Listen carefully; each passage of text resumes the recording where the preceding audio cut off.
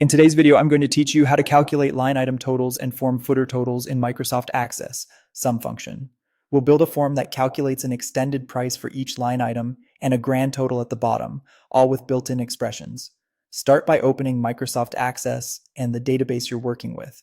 In the navigation pane, locate your form and open it in Design View so you can add calculated controls and adjust properties. In the Details section, add a text box control. Access will place a text box with a label. That's perfect. With the new text box selected, open the property sheet either by pressing F4 or using the ribbon. On the Data tab, set the control source to an expression that multiplies your quantity and unit price fields. A common example is equals quantity unit price. If your field names include spaces, make sure they're wrapped in brackets, and consider using NZ to avoid nulls. These say NZ quantity, ENS unit price. On the other tab, give this control a clear name, such as text extended price, so it's easy to reference later. Then, on the Format tab, set Format to currency and choose your desired decimal places. Click the label attached to that text box and change its caption to extended price. This updates what users see without changing the control's name property. Next, make sure your form has a form footer. On the Design tab, use the Show Hide group to display form footer if it isn't already visible. In the form footer section, add another text box control. With that footer text box selected, open the property sheet, set its control source to use the sum function.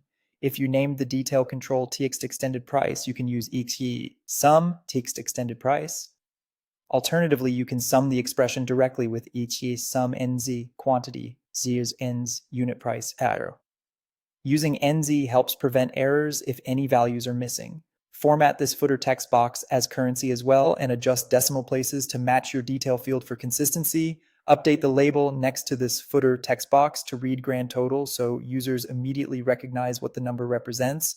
Align and size the controls so they're easy to read and line up with your columns.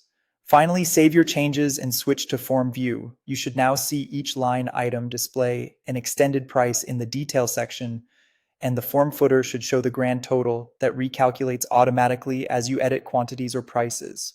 If you see hashtag error or unexpected values, double check the control source expressions, confirm your control names match what you referenced, and ensure you've handled nulls with nzit where needed.